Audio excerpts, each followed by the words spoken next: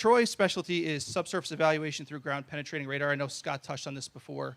If we're at an active gas station, okay, yes, we had a tank just pulled. Okay, we know that's out of the ground, but there's other lines there that we may know or know about. You know, we're not sure. Before we get out to the site, we'll usually call in a mark out. It's a public utility mark out. They'll only come into so far. They'll mark the gas line, they'll mark the water, sewer, and that's all great, and you kind of can get a sense of where things are going. But I can tell you the truth, we've gone to numerous sites, and the markouts are incomplete or absent for the most part. Gas is usually the big one that they mark, but water, sewer, it's very tough to find. So we'll call in someone like Troy to do the mark out. As I walk around outside, all of a sudden I'll get a spike. And you can't quite hear the volume on this, but here it is like that. It tones up. And then what happens is as it starts to go down, I know I passed it.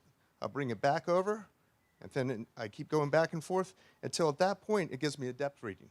Now at that point, I know I've located the line I'm transmitting on. I would go ahead and use my paint, put a dot on it, and continue my investigation. This method here is called electromagnetic detection. Now I'm going to continue the investigation by sweeping the property with a radar. And what the radar will do is it sends a pulse of energy from the unit into the ground. And when it gets to different dielectric properties within the ground, when there's a composition change, it will send back a reflection and give me an image on my screen. So for instance, if I'm going over a fiberglass pipe for gas on a gas station, it would see the hollow in the ground and give me an image so I could mark it out so we could hopefully prevent hitting any type of gas lines that were in the station. Okay, again, I'll go over the same area to find that pipe again. I just saw it come up on my screen. Now as I back up, it's going to stop me when I'm right over the center of that pipe. Okay, and that stops right there.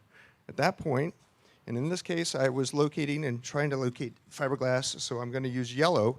All the paints we use are designated different colors for, of course, the utilities we're looking for. In this case, we'd use yellow for gas. The center of my machine here is where I'd put a dot. When I have a pattern where all the lines in the same images look identical, that's when I can actually designate it as a line. And we would go about this process for the whole site until when we're done, the site is ready to go.